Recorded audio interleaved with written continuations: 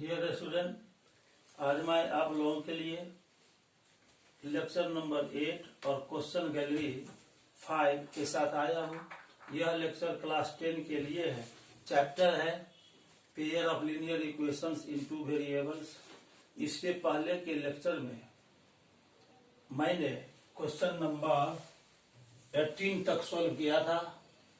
आज मैं question number 19 से सॉल्व करूंगा। क्वेश्चन नंबर 19 को हमने बोर्ड पर लिख लिया है। क्वेश्चन नंबर 19 है 2 women and 5 men can together finish a work in 4 days, while 3 women and 6 men can finish it in 3 days. Find the time taken by one woman alone to finish the work, and also that taken by one man alone. यानी इस question का ये मतलब हुआ कि 2 women है और 5 main है, यानी 2 महिला और 5 पुरुष है। वह काम को 4 डेज में कंप्लीट कर लेता है। काम करने में 4 डेज लगता है। और यदि काम को 3 वुमेन और 6 मेन मिलकर करता है तो उसको काम कंप्लीट करने में 3 डेज लगता है। तो हमको यह निकालना है कि उसी काम को यदि 1 वुमेन और 1 मैन अकेले अकेले करे तो दोनों को कितना टाइम लगेगा। आइए मान लेते हैं इसको हम सॉल्व करते हैं। मान लेते हैं let time taken bye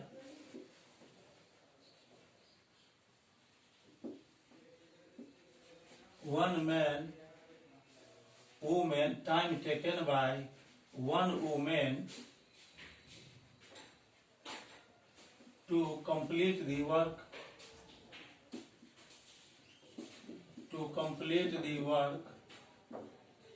is equal to x days, and time taken by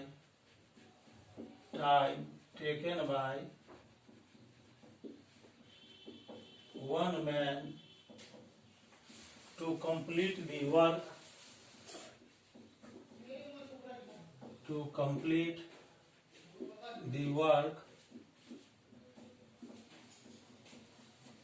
is equal to y days। अब आप देखिए कि 1 यहाँ पर वुमेन है, उसको काम करने में x डेज लगता है। तो हम इसको ऐसे लिख देंगे, since one woman in x days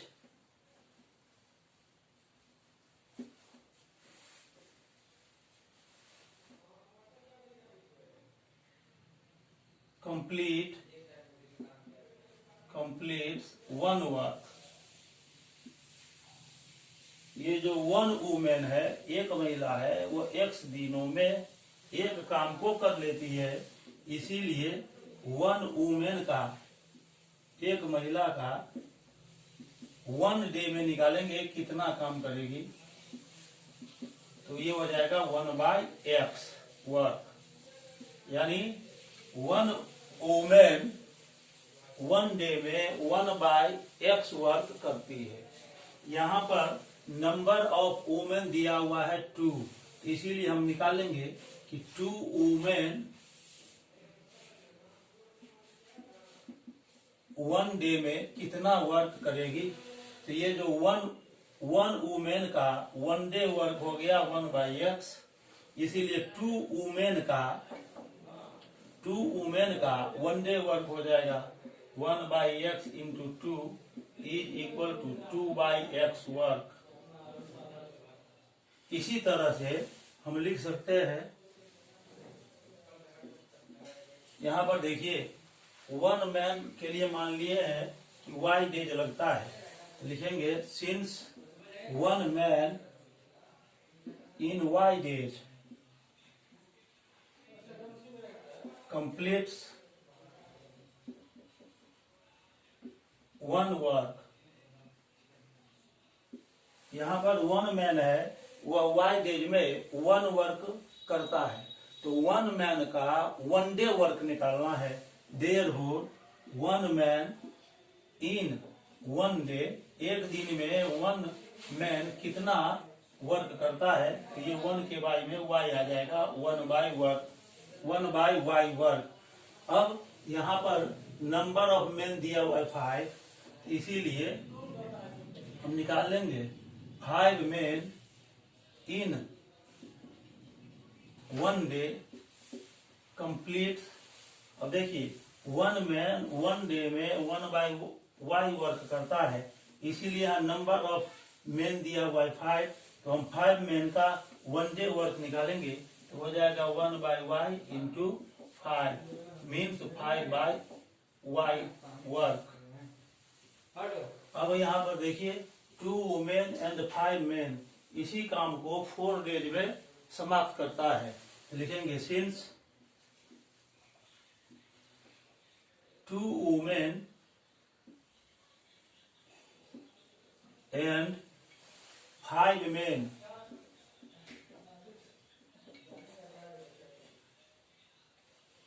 can do the work in 4 days.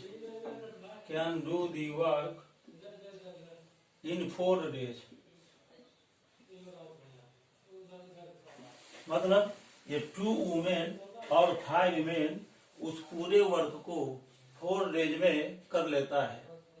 इसका मतलब कि उसका यदि 1 डे वर्क निकालेंगे तो हो जाएगा 1/4।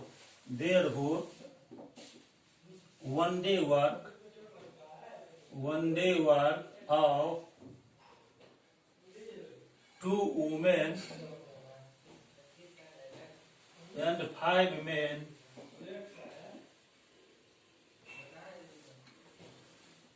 इज इक्वल टू हो जाएगा 1/4। इस तरह से हमने अभी 2 वुमेन और 5 मेन का 1 डे वर्क निकाला तो 1/4। अब देखिए यहाँ पर 1 केस में हम यहाँ निकाले हैं 2 वुमेन का 1 डे वर्क है 2/x और 5 मेन का 1 डे वर्क है 5/y। तो ये जो 2 वुमेन है और ये यहाँ पर 5 मेन है, दोनों मिला करके 1 डे में कितना वर्क करेगा, तो वो हो जाएगा 2/x plus 5/y। Now 2/x plus और ये 5/y इज इक्वल टू हो जाएगा 1/4। हमने क्या किया यहाँ, ये जो 2 वुमेन है उसका 1 डे वर्क ले लिया और 5 मेन का 1 डे वर्क ले लिया, तो ये हो गया 5/y। दोनों को यदि हम ऐड कर देते हैं तो 2 वुमेन और 5 मेन का 1 डे वर्क निकल जाएगा। तो इसके लिए हमको याद करना पड़ेगा 2/x और प्लस 5/y। तो ये पता, इससे हमको पता चलेगा कि 2 वुमेन और 5 मेन का 1 डे वर्क कितना हुआ, और वो जो वैल्यू आएगा 1 डे वर्क 2 वुमेन और 5 मेन का, वह इक्वल टू हो जाएगा 1/4। इसको हम फर्स्ट मान लेते हैं। इन दी सेकेंड केस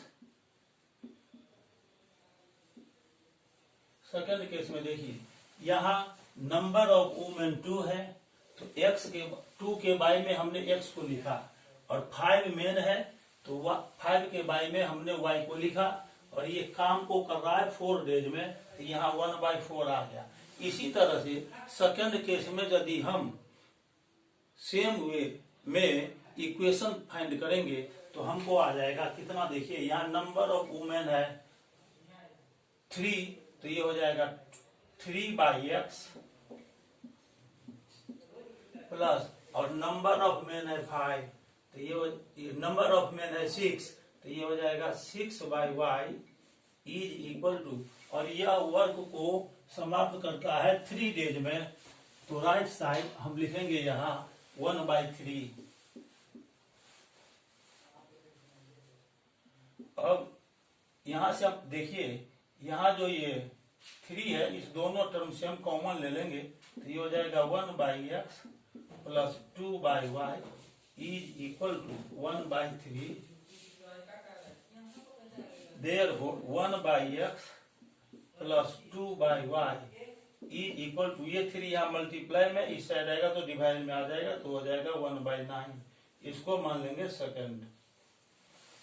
अब हम क्या करते हैं, इस दोनों इक्वेशन में देखते हैं, यहाँ 1/x है, यहाँ 2/x है, यह है। तो इसमें जो 1/x आया उसको a मान लेंगे, और इसमें जो 1/y आया उसको b मान लेते हैं। तो लिखेंगे let 1/x is equal to a, and यहाँ पर जो 1/y आया है, 1/y को हम मान लेते हैं b। तो फर्स्ट से आ जाएगा फ्रॉम फर्स्ट 1/x को हमने a माना, तो ये हो जाएगा 2a प्लस 1/y को हमने b लिया है, तो ये हो जाएगा 5b इज इक्वल टू 1/4। इसको थर्ड इक्वेशन हम ले रहे हैं। और फ्रॉम सेकंड से हम चलेंगे तो हमें देखिए कौन सा इक्वेशन मिलेगा। 1/x को हमने a लेट कर लिया है, तो ये हो जाएगा a प्लस, और 1/y को हमने b मान लिया है, ये हो जाएगा 2b इज इक्वल टू 1/9। इसको हम फोर्थ इक्वेशन मान लेंगे। अब ये थर्ड और फोर्थ जो इक्वेशन आया, इसको हम सोल्व करते हैं। ये जो थर्ड और फोर्थ इक्वेशन है, ये 2 वेरिएबल ए बी में लीनियर इक्वेशन आ गया। इसको हम सॉल्व करके ए और बी का वैल्यू फाइंड कर लेंगे। तो आइए अब हम इक्वेशन 3 और 4 को सॉल्व करेंगे।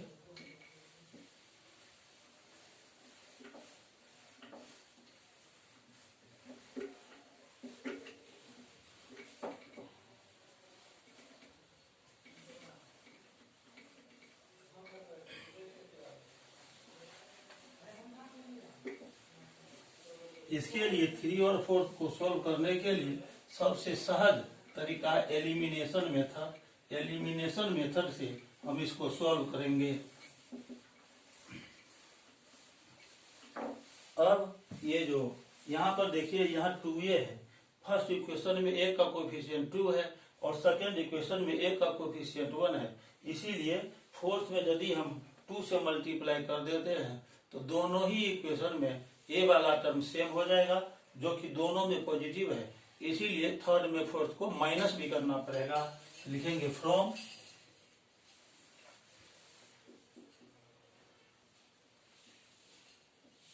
Third minus fourth into 2 we है।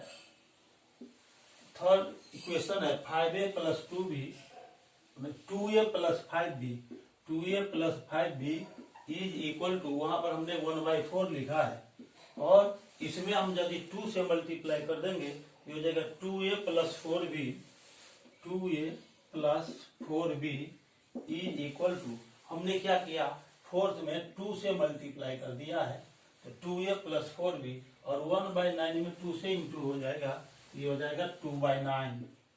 अभी हम माइनस कर देंगे, plus 2a minus 2a cancel, 5b minus 4b तो b बचेगा, ये हो जाएगा 1/4 माइनस 2/9। तो b का वैल्यू निकालने के लिए हम इसको सॉल्व करेंगे। 4 9 का एलसीएम 36 को 4 से डिवाइड करेंगे 9 9 1 जा 9, अब माइनस 9 4 जा 36, 4 2 जा 8। तो b का वैल्यू आ गया 1/36। b का जो ये वैल्यू आया, इसको या तो हम थर्ड में रख सकते हैं या फोर्थ में रख सकते हैं। तो फोर्थ में हम पुट कर रहे हैं, put in b is equal to, put in b is equal to 1/36 in 4 we है। b का वैल्यू हम रख देंगे इसमें फोर्थ में, a plus 2 into 1/36 is equal to 9, यहाँ 2 से कट करेंगे आ जाएगा 18। इस प्रकार से a plus 1/18 is equal to 9। a का वैल्यू निकालेंगे, इसको राइट साइड शिफ्ट करेंगे, तो 9 माइनस 1/18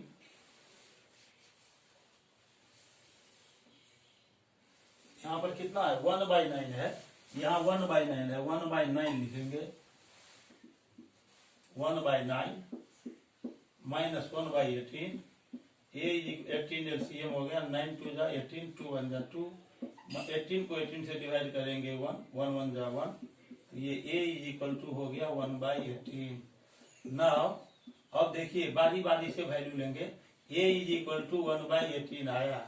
अब ए हमने किसको माना था, तो ए यहाँ पर देखिए 1/x को, यहाँ ए माने थे 1/x को, तो ए के जगह पर 1/x लिखेंगे, 1/x is equal to 1/18।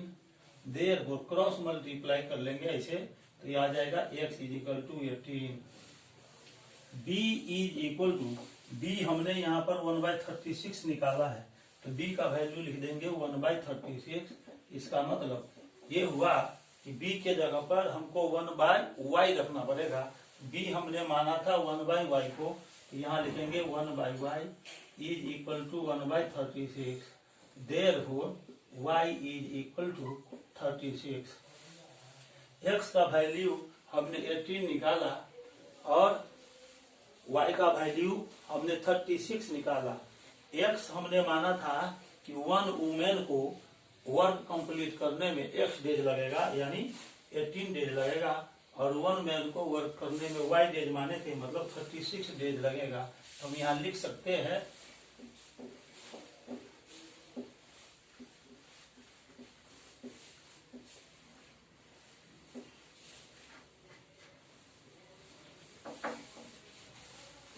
Time taken bye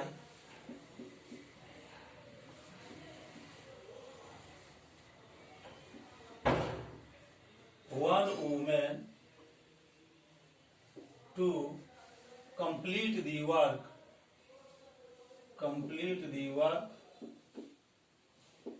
ये हम माने थे x डेज यानी 18 डेज, और इसके साथ ही हमने ये भी माना था कि time taken by one man to complete the work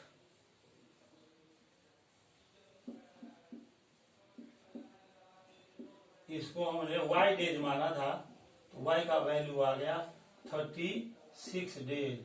यही दोनों आंसर हो गया, ये दोनों ही आंसर हो गया।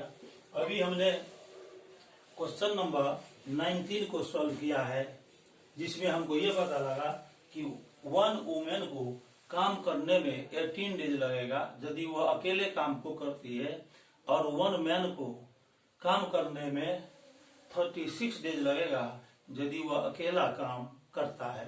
अब क्वेश्चन नंबर 19 को सॉल्व करने के बाद अब हम क्वेश्चन नंबर 20 को बोर्ड पर लिखेंगे। आइए क्वेश्चन नंबर 20 को हम बोर्ड पर लिखने जा रहे हैं।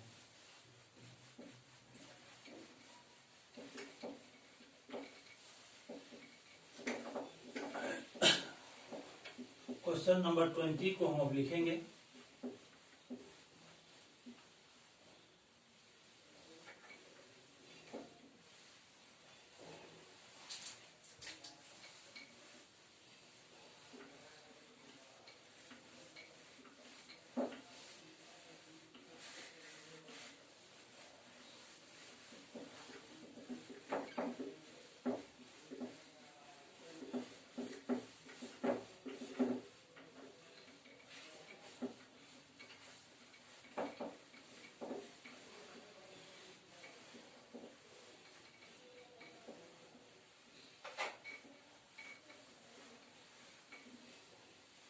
ये हम क्वेश्चन नंबर 20 को लिख रहे हैं। क्वेश्चन नंबर 20 है। क्वेश्चन नंबर 20 देखिए, क्वेश्चन नंबर 20 है, A says to B give me 100 rupees, give me 100 rupees,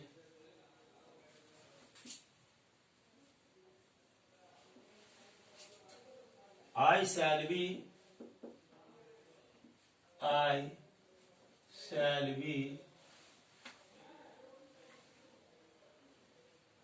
come twice,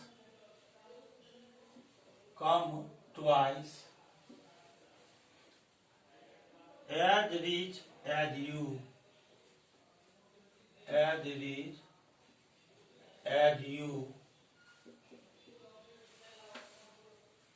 B replies,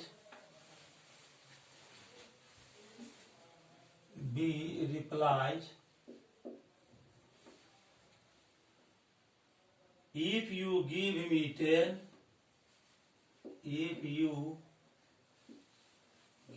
me 10, rupees,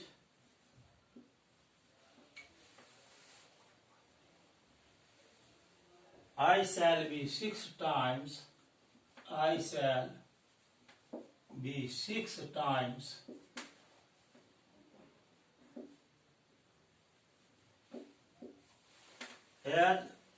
as you,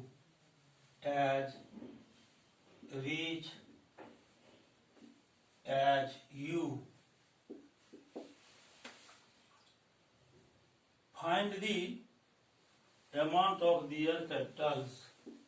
Find the amount of their capitals. Find the amount of their capitals.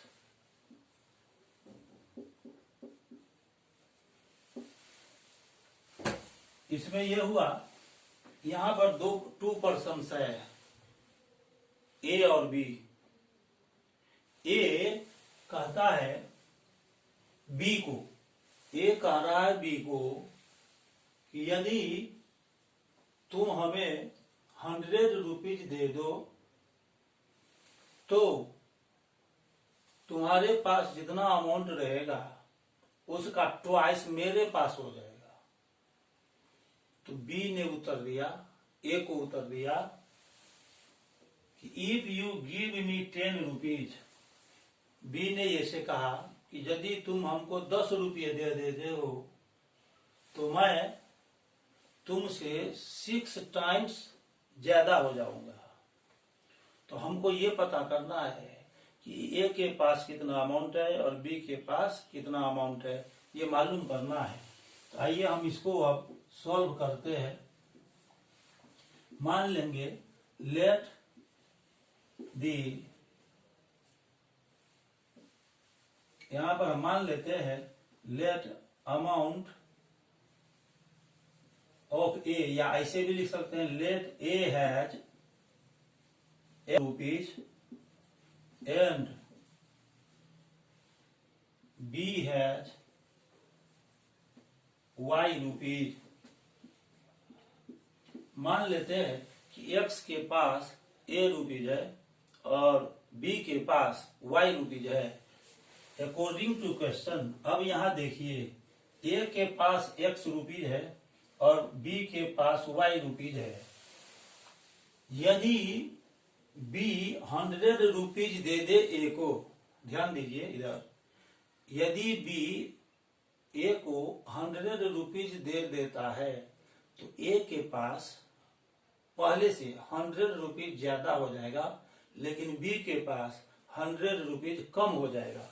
तो जब B दे देता है 100 rupees ए को तो B के पास 100 rupees कम हो जाएगा, लेकिन ए के पास पहले से x रुपीज था, तो यदि बी उसको 100 रुपीज देगा तो इसमें 100 ऐड हो जाएगा। बी 100 रुपीज ए को देता है तो बी के पास पहले से जितना अमाउंट था उसमें 100 माइनस कर देंगे, और ए के पास पहले से जितना अमाउंट है उसमें 100 रुपीज बढ़ जाएगा। ये जो अमाउंट है, ये अमाउंट ट्वाइस हो जाएगा बी के अमाउंट से। x प्लस 100 2 इंटू इतना हो जाएगा, यानी बी के पास जितना अमाउंट बच गया उसका ट्वाइस हो गया ए के पास। अब इसको हम इक्वेशन के रूप में लेंगे, 2 से y में इंटू हो जाएगा 2y माइनस 200। अब y को हम लेफ्ट साइड शिफ्ट कर लेंगे, x minus 2y is equal to minus 200 और प्लस 100 राइट साइड शिफ्ट होगा तो माइनस हो जाएगा। तो x minus 2y is equal to हो जाएगा -300। ये हो गया फर्स्ट इक्वेशन। अब इन दी सेकंड केस में हम चलेंगे। इन दी सेकंड केस में हम चलते हैं। बी ने जवाब दिया ए को। बी कहता है ए से यदि तुम अपने 10 रुपीज हमको दे दो। ए से कहता है बी कि तुम हमें 10 रुपीज दे दो। यानी आप देखिए ए के पास x है और बी के पास y है। ये x और ये y। ए के पास x है, बी के पास y है। बी कहता है ए से कि यदि तुम हमें 10 रुपीज दे दो, तो बी के पास पहले से 10 रुपीज ज्यादा हो जाएगा, इसलिए y में प्लस हमने 10 कर दिया। और ए यदि बी को 10 रुपीज दे देता है तो ए के पास पहले से 10 रुपीज कम हो जाएगा, तो इसके पास हो जाएगा x माइनस 10। इस केस में यहाँ पर ये दिया हुआ है कि यदि बी के पास 10 रुपीज ज्यादा हो गया तो वह अमाउंट 6 टाइम्स हो जाएगा। किसके अमाउंट के? ए के अमाउंट से। तो ये जो बी का अमाउंट है ये इक्वल टू हो जाएगा ए के पास जो अमाउंट बचा 10 रुपीज देने के बाद उसका 6 टाइम्स हो जाएगा। इसे इक्वेशन लेंगे, ये हो जाएगा 6x माइनस 6 10 जा 60 is equal to y plus 10। y को हम लेफ्ट साइड लेंगे और माइनस 60 को हम ले जाएंगे राइट साइड। तो हो जाएगा 6x minus y is equal to, ये 10 है और ये इधर आ जाएगा plus 60। 6x minus y is equal to 70। ये सेकेंड इक्वेशन हो गया। ये फर्स्ट को और सेकेंड को हमें सॉल्व करना है। यहाँ पर देखिए, यहाँ पर -2y है और यहाँ पर -y है, तो यहाँ से 2 से मल्टीप्लाई कर देंगे। और चूंकि माइनस का साइन है दोनों में, फर्स्ट इक्वेशन में भी y से पहले माइनस का साइन है, इसमें भी, तो सेकंड में 2 से मल्टीप्लाई करके और फर्स्ट में सब्ट्रैक्ट कर देंगे। तो लिखेंगे from first minus second into 2 we have, और फर्स्ट इक्वेशन है x minus 2y is equal to -300। और इसमें 2 से मल्टीप्लाई करेंगे, 6 2 जा 12x माइनस 2 से y में मल्टीप्लाई होगा 2y, 72 जा 140। यहाँ साइन बदल जाएगा, माइनस प्लस और माइनस। ये देखिए -2y प्लस 2y कैंसिल हो गया। x माइनस 12x ये आ जाएगा -11x इज इक्वल टू, ये दोनों निगेटिव है तो साइन तो माइनस ही रहेगा, नंबर जुट जाएगा। ये हो गया 440। अब दोनों तरफ से माइनस साइन हटेगा, 11x इज इक्वल टू 440।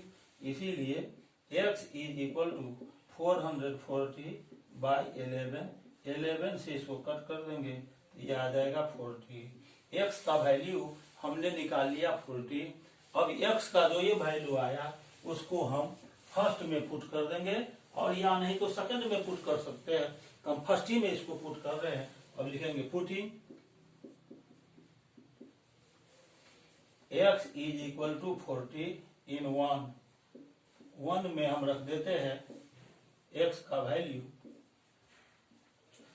यहाँ 1 जो है इसमें x का वैल्यू हम यहाँ पर रखते हैं, तो ये हो जाएगा 40 minus 2y is equal to, ये हो गया -300। और इसके बाद ये जो 40 है इसको हम राइट साइड शिफ्ट कर रहे हैं, तो -2y is equal to -300 -40, -2y is equal to -340। Minus दोनों तरफ से कैंसिल हो जाएगा, तो 2y is equal to 340। Therefore y is equal to हो जाएगा 340 और डिवाइडेड बाय 2 से इसको कट कर देंगे, तो आ गया 170। हमने माना था कि a के पास x रुपीज है और b के पास y रुपीज है, तो हमको ये मालूम हो गया कि a के पास होगा 40 रुपीज और b के पास होगा 170 रुपीज।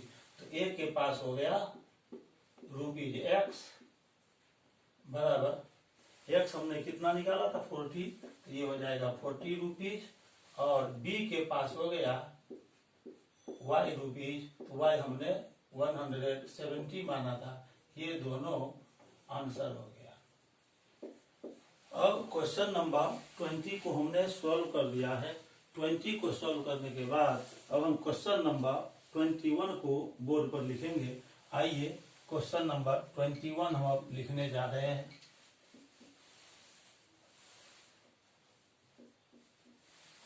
क्वेश्चन नंबर 21 को लिखेंगे।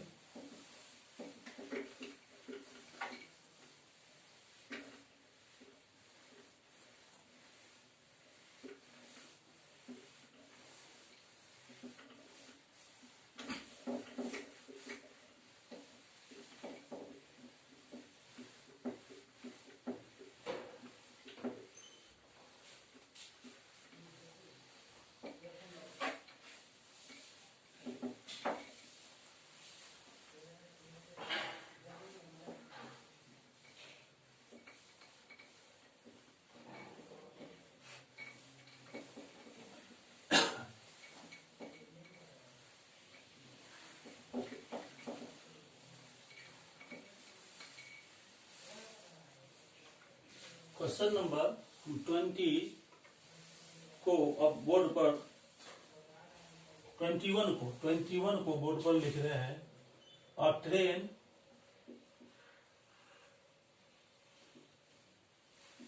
covered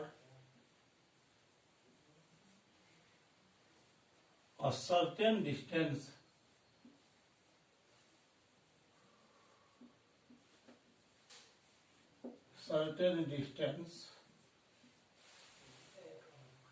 at a uniform speed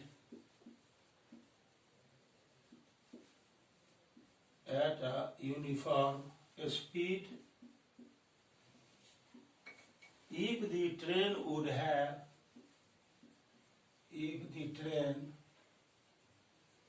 have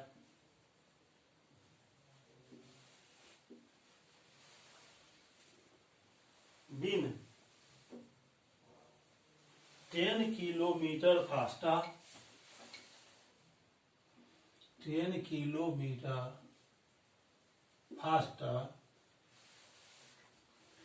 it would have taken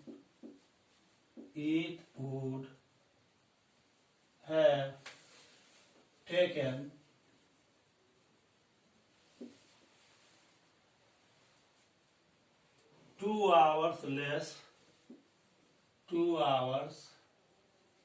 less than the scheduled time,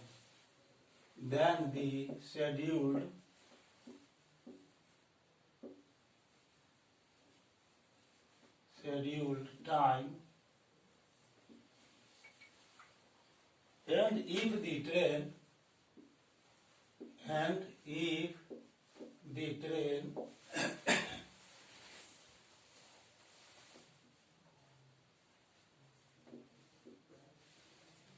were slower by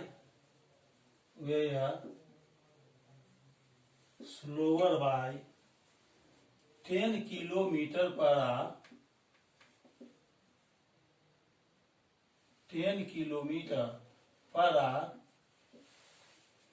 it would have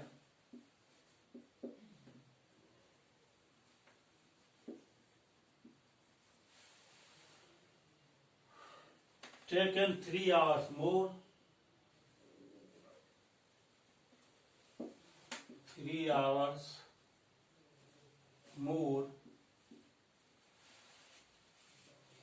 than the scheduled time,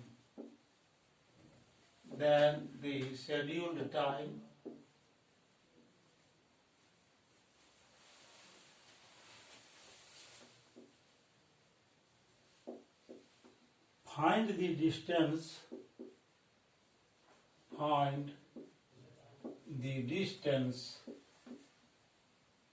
covered by the train.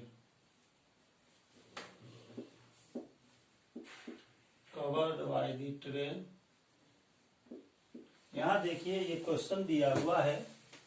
इस question में कि कोई train है वो certain distance uniform speed से तय करती है, और यहाँ दो केस दिया हुआ है। फर्स्ट केस में है यदि ट्रेन 10 किलोमीटर फास्टर रहती, यानी ट्रेन का स्पीड यदि पहले से 10 किलोमीटर पर आवर, ट्रेन का स्पीड पहले से 10 किलोमीटर पर आवर ज्यादा हो जाए, यहाँ पर है 10 किलोमीटर पर आवर, स्पीड उसका ज्यादा हो जाता है पहले से, जो कि उसका यूजुअल स्पीड है उससे, तो उसको शेड्यूल्ड टाइम से 2 घंटा कम समय लगता है। और यदि उसका स्पीड 10 किलोमीटर पर आवर कम हो जाए तो उसी डिस्टेंस को कवर करने में ट्रेन को 3 आवर्स ज्यादा लगता है शेड्यूल्ड टाइम से। तो हमको ये पता करना है कि ट्रेन कितनी दूरी ट्रेवल करती है। तो हम इसमें मान लेते हैं कि ट्रेन x किलोमीटर की दूरी ट्रेवल करती है। आइए इसको सॉल्व करते हैं। मान लेते हैं कि let the distance covered by the train is equal to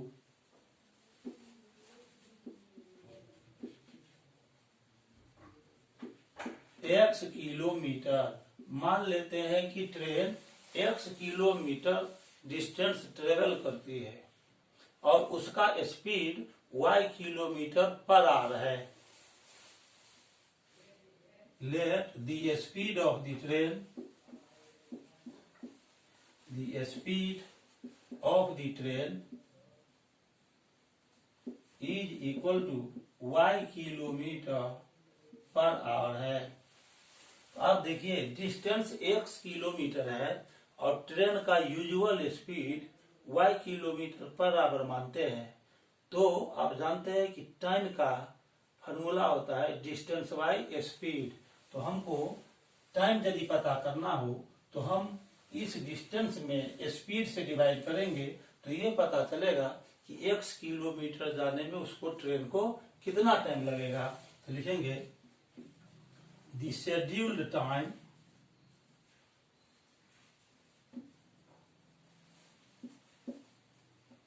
taken by the train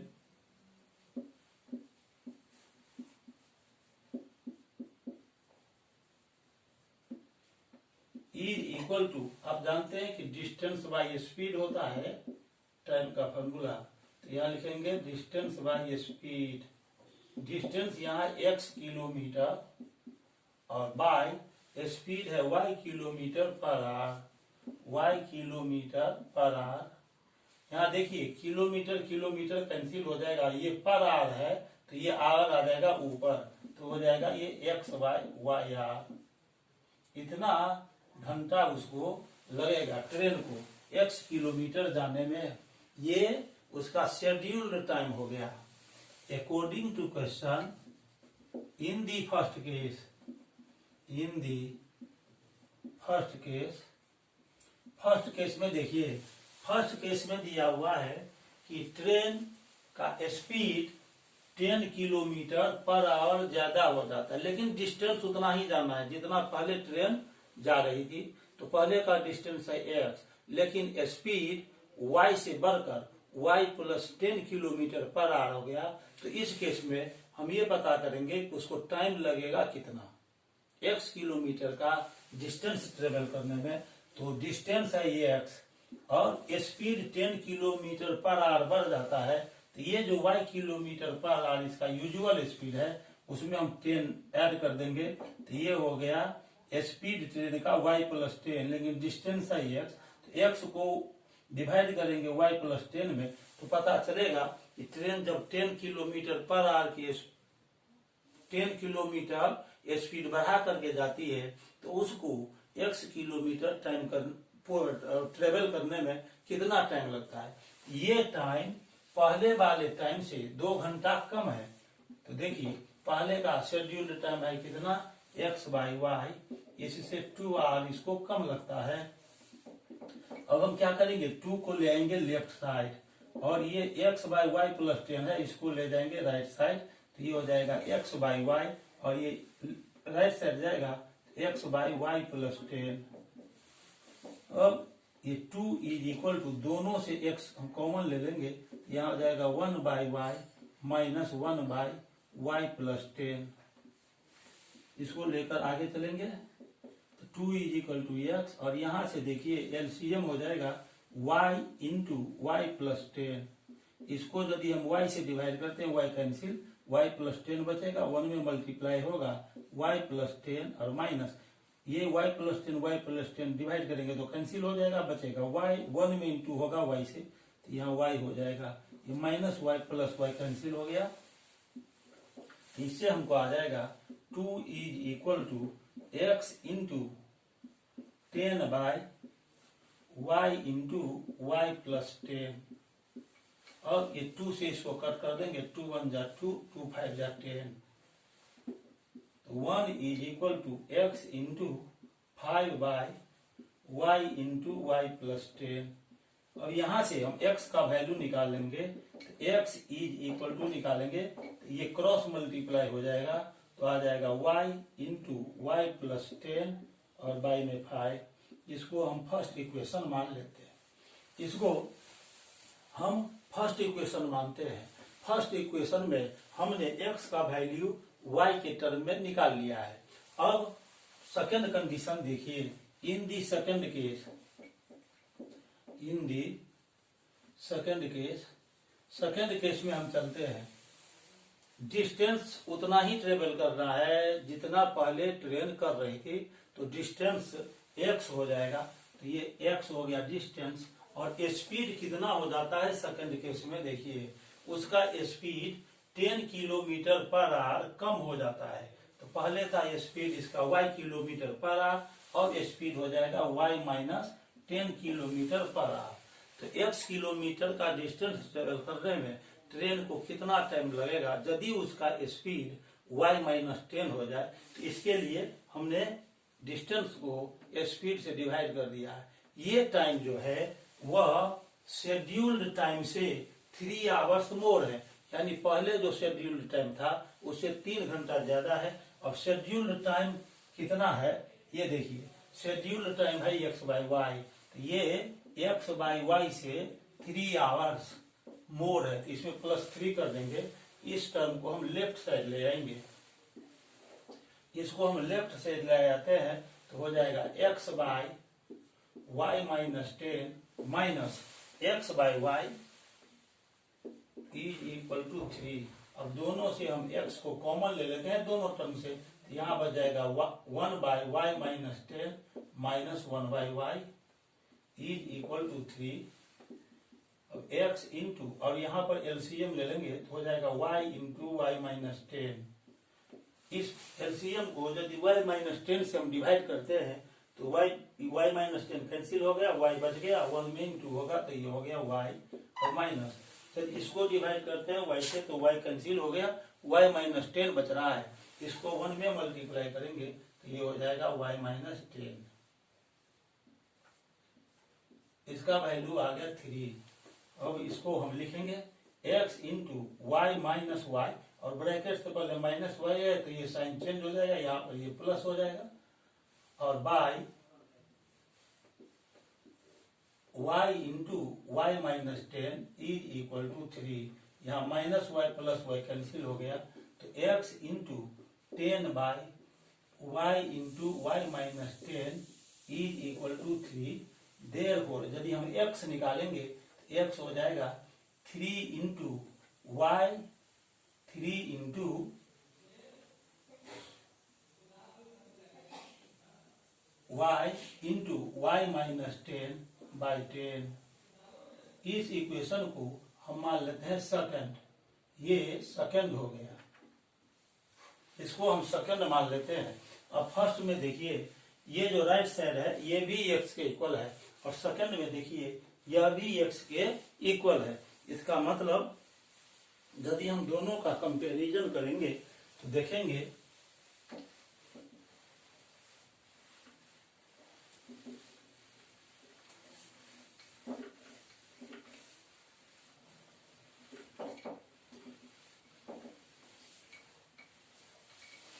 देखिए from first and second, from first and second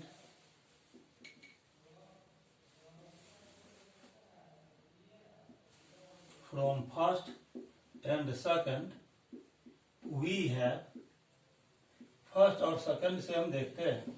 यहां पर देखिए फर्स्ट इक्वेशन में लेफ्ट साइड एक्स है और सेकंड इक्वेशन में भी लेफ्ट साइड एक्स है। इसका मतलब कि दोनों का राइट साइड इक्वल होगा।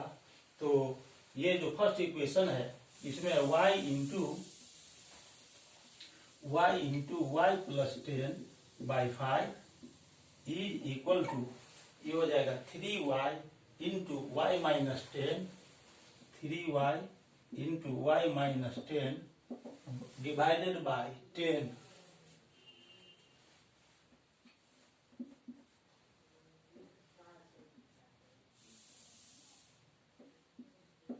यहां पर कट कर दीजिए, 5 2 जा 10।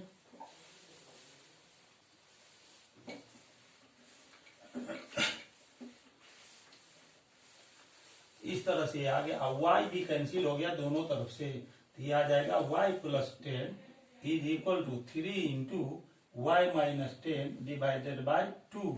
अब क्रॉस मल्टीप्लाई करेंगे, यहाँ बाई में 1 है, इसको 1 में मल्टीप्लाई हो जाएगा।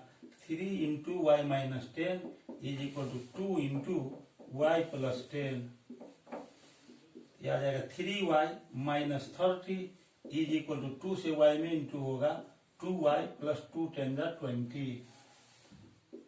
अब y को एक साइड कर लेंगे, इसको लेफ्ट साइड लेंगे, 3 minus 2y is equal to 20 plus 30। तो y का वैल्यू आ गया 50, y का वैल्यू 50 आ गया। y का जो ये वैल्यू 50 आया, इसको हम फर्स्ट में रख देंगे तो हमें x का वैल्यू फाइंड हो जाएगा। अब इसके बाद हम लिखेंगे putting y is equal to 50 in 1, putting y is equal to 50 in 1,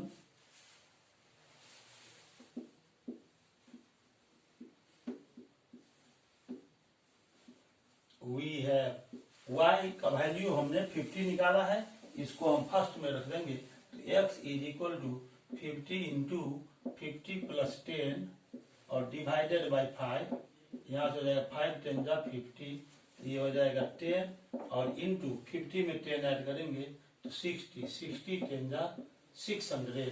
तो इस तरह से हमने x माना था, किसको, कि ट्रेन कितना डिस्टेंस ट्रेवल करती है उसको, और क्वेश्चन में भी वही निकालना है, find the distance covered by the train. लिखेंगे hence the distance covered by the train, covered by the train is equal to x kilometre हमने माना था, तो वो हो गया 600 किलोमीटर। ये आंसर हो गया।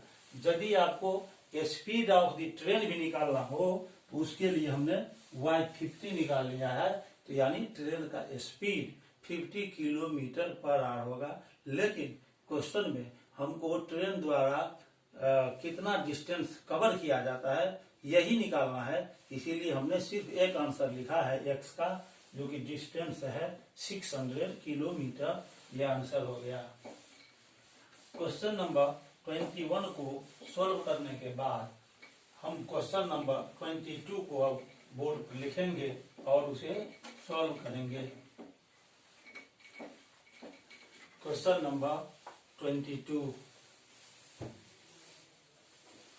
आइए अब हम क्वेश्चन नंबर 22 को बोर्ड पर लिखने वाले हैं। अपना ध्यान आप बोर्ड पर बनाए रखें, कंसंट्रेशन बनाए रखें। अब क्वेश्चन नंबर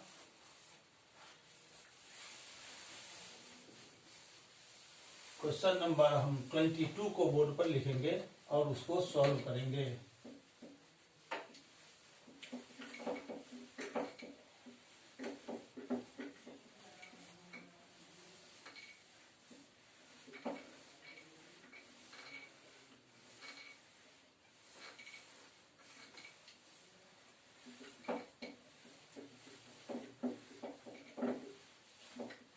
मुझे उम्मीद है कि आपको मेरा वीडियो लेक्चर पसंद आ रहा होगा, क्योंकि मेरा प्रयास है कि मैं जितना सरल से सरल रूप में आपको सॉल्व करके बता सकूं।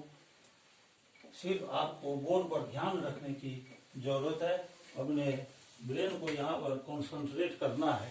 क्वेश्चन नंबर, अब हम 22 को बोर्ड पर लिखेंगे। क्वेश्चन नंबर 22 है, इन triangle ABC angle C is equal to thrice angle B is equal to twice of the sum of angle A and B. Find the three angles. Find the three angles. Triangle का जो 3 angles होता है ABC, उसको हमें find करना है। ये देखिए, हम एंगल A को ट्रायंगल ABC में एंगल A को x डिग्री मान लेते हैं और B को y डिग्री मान लेते हैं। तो लिखेंगे let in triangle ABC angle A is equal to x degree मान लेते हैं और एंगल B को हम y डिग्री मान लेते हैं। यहाँ पर आप देखिए, यहाँ पर दिया हुआ है angle C is equal to thrice angle B। Now angle C is equal to thrice angle B, यानी एंगल C कितना हो जाएगा? तो एंगल B को हमने y डिग्री माना है, उसका 3 टाइम्स दिया हुआ है यहाँ पर, ये हो जाएगा 3y डिग्री। ये आ गया। अब यहाँ पर देखिए अगेन, ये जो है थ्राइस एंगल B, यहाँ पर है thrice angle B is equal to twice of angle A plus angle B। इसमें हम क्या करेंगे, एंगल B को हमने जो y डिग्री माना है, तो यहाँ पर एंगल B के जगह पर y डिग्री पुट करेंगे, तो 3y degree is equal to 2 into angle A plus B है, एंगल A के जगह पर x डिग्री रखेंगे और B के जगह पर y डिग्री रखेंगे। अब ये हो गया 3y degree is equal to 2 में x से मल्टीप्लाई होगा 2x डिग्री और फिर 2 में y से मल्टीप्लाई होगा 2y डिग्री। अब y को हम राइट साइड ले जाएंगे, तो इधर 0 बच जाएगा लेफ्ट साइड में, 2x degree plus 2y degree और 3y डिग्री को हम राइट साइड ले जाएंगे, तो ये हो जाएगा 3y डिग्री। तो यहाँ देखिए ये 2x डिग्री और plus 2y degree minus 3y degree, तो ये आ जाएगा minus y degree is equal to 0। ये हो गया फर्स्ट इक्वेशन। तो फर्स्ट इक्वेशन हमने x और y में निकाल लिया है। अब सेकेंड इक्वेशन कहाँ से आएगा, इसके बारे में आपको सोचना है। तो वो आपको कंडीशन में नहीं दिया है, आपको खुद से पता करना है कि सेकेंड इक्वेशन हम कैसे फाइंड करेंगे। तो आप जानते हैं कि किसी भी ट्रायंगल में sum of the angles 180 degree होता है। तो अब हम लिख सकते हैं कि since the sum of angles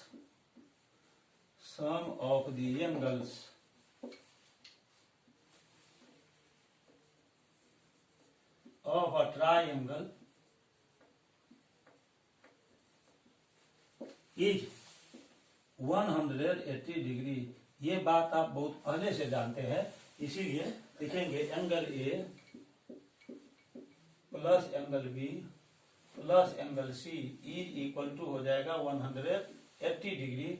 angle A हमने किसको माना था, देखिए इसको x डिग्री को यहाँ लिखेंगे x degree plus angle B हमने y डिग्री को माना था, यहाँ y डिग्री लिखेंगे और C का वैल्यू यहाँ पर निकाले है 3y डिग्री, तो C के जगह पर 3y डिग्री लिख देंगे इज इक्वल टू 180 डिग्री। अब ये हो गया x degree plus y degree में 3y डिग्री को ऐड कीजिए, तो ये हो जाएगा 4y degree is equal to 180 degree.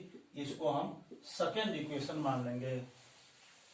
यहाँ पर देखिए यहाँ 2x डिग्री है और यहाँ पर देखिए 2x डिग्री और माइनस y डिग्री, तो यहाँ पर माइनस y डिग्री है और यहाँ 2x डिग्री है, लेकिन यहाँ पर x डिग्री है, तो इसमें हम 2 से इंटू कर देते हैं। 2 से इंटू कर देंगे तो यहाँ पर हो जाएगा 2x डिग्री और फर्स्ट इक्वेशन में भी हो जाएगा 2x डिग्री, यहाँ पर 2x डिग्री भी पॉजिटिव हो जाएगा और यहाँ भी पॉजिटिव हो जाएगा। इसीलिए फर्स्ट इक्वेशन में हम सेकंड को माइनस करेंगे कब, जब 2 से मल्टीप्लाई कर देंगे सेकंड में तब। तो लिखेंगे फ्रॉम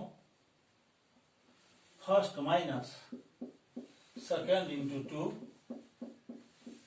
वी हैव, अब फर्स्ट इक्वेशन क्या है यहाँ 2x degree minus y degree is equal to 0, और इसमें 2 से इंटू करेंगे तो ये हो जाएगा 2x डिग्री 4 2 जा 8y degree is equal to 180 degree. माइनस कर रहे हैं तो नीचे का जो एक्सप्रेशन है उसके हर एक टर्म का साइन यहाँ चेंज हो जाएगा। अब ये प्लस में 2x डिग्री माइनस में 2x degree cancel, minus y degree और माइनस 8y डिग्री, तो ये हो जाएगा minus 9y degree, minus 9y degree is equal to 0 minus 180 degree, तो ये हो जाएगा minus 180 degree. Minus minus sign दोनों तरफ है वो कैंसिल हो जाएगा, तो हो जाएगा 9y degree is equal to 180 degree. Therefore y degree is equal to 180 degree by 9 से इसको कट कर देंगे तो आ जाएगा 20 डिग्री। y का वैल्यू हमने 20 डिग्री निकाल लिया है। इस y के वैल्यू को फर्स्ट इक्वेशन में अब हम यदि पुट कर देते हैं तो x का वैल्यू प्राप्त हो जाएगा। तो आइए अब हम फर्स्ट में y is equal to 20 degree रखते हैं।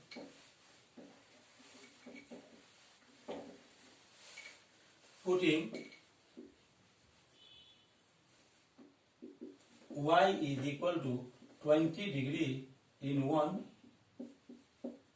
वी गेट, अब फर्स्ट में हम y के जगह पर 20 डिग्री रखेंगे तो यहाँ आ जाएगा 2x डिग्री और माइनस यहाँ पर 20 डिग्री आया वैल्यू, तो y के जगह पर 20 डिग्री रखेंगे तो ये आ गया 0, तो 2x degree is equal to 20 degree right side लेंगे तो 0 प्लस 20, तो ये हो जाएगा 20 डिग्री। देयरफॉर x डिग्री का यदि हम वैल्यू निकालते हैं तो 20 डिग्री बाई 2 बराबर आ जाएगा 10 डिग्री। 2 से इसको कट करेंगे आ गया 10 डिग्री। एंगल ए को हमने x डिग्री माना था, एंगल ए को यहाँ पर ध्यान दीजिए y इज इक्वल टू आ गया 20 डिग्री और x का वैल्यू हम इसमें रख रहे हैं। यहाँ से हमको ये बात डिवाइड कर रहे हैं, 9y degree is equal to 180 degree, तो y degree is equal to 20 degree. यहाँ पर हम फर्स्ट इक्वेशन में y के जगह पर 20 डिग्री रख रहे हैं, तो 2x डिग्री और minus 20 degree is equal to 0। यहाँ से हम चलते हैं 3y degree is equal to 2 into x degree plus y degree, 3y degree is equal to 2x degree plus 2y degree. हम 3y को हम राइट साइड ले गए, 2x degree plus 2y degree minus 3y degree, ये 2x degree minus y degree 0, और angle a plus b plus c is equal to 180 degree हुआ। Angle a को x माना था, b को हमने y डिग्री माना था, प्लस c हमारा आया था 3y डिग्री, तो ये हो जाएगा 3y degree is equal to 180 degree. x degree plus 4y degree 180, यहाँ पर हमने 2 से इंटू किया है, देखिए यहाँ पर हमने 2 से इंटू किया है तो ये हो जाएगा 2x डिग्री और माइनस यहाँ 4 से इसमें इंटू करेंगे तो 4 2 जा 8y डिग्री, और यहाँ पर एक 180 डिग्री में यदि 2 से इंटू करते हैं तो यहाँ पर हो जाएगा 360 डिग्री। 360 डिग्री ये आया। यहाँ पर क्या हुआ था, 180 डिग्री में 2 से मल्टीप्लाई करना छूट गया था, उसको मैंने ठीक कर दिया है यहाँ, तो 9y degree is equal to हो जाएगा ये 360 डिग्री, तो y degree is equal to 360 degree by 9, ये आ जाएगा 40 डिग्री। तो y का वैल्यू आ गया 40। अब ये जो y 40 डिग्री आया इसको हम फर्स्ट में रखेंगे तो यहाँ हो जाएगा 40 डिग्री, यहाँ पर हम इसको 40 डिग्री लिख रहे हैं, तो x degree is equal to हो जाएगा 40 डिग्री बाई 2, इसको कट करेंगे तो आ जाएगा 20 डिग्री, ये 20 डिग्री आ गया। अब देखिए x का वैल्यू 20 डिग्री आया, y का वैल्यू 40 डिग्री आया। तो अब हम लिख सकते हैं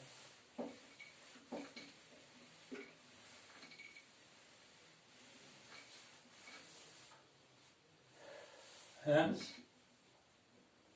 एंगल ए को हमने x डिग्री माना था, ये आ गया 20 डिग्री। एंगल बी को हमने माना था y डिग्री, तो y का वैल्यू कितना आया 40 डिग्री। और एंगल सी था हमारा 3y डिग्री, तो ये 3 और y का वैल्यू रख देंगे 40 डिग्री, तो ये आ जाएगा 120 डिग्री। ये आंसर हो गया। अब आज के लेक्चर में बस इतना ही। मैं अपने अगले लेक्चर में क्वेश्चन नंबर 23 से 23 को लेकर और उससे आगे फिर सॉल्व करूंगा, 23 से सॉल्व करूंगा। आज के लेक्चर में बस इतना ही। मुझे उम्मीद है कि मेरा वीडियो लेक्चर आपको अच्छा लगा होगा।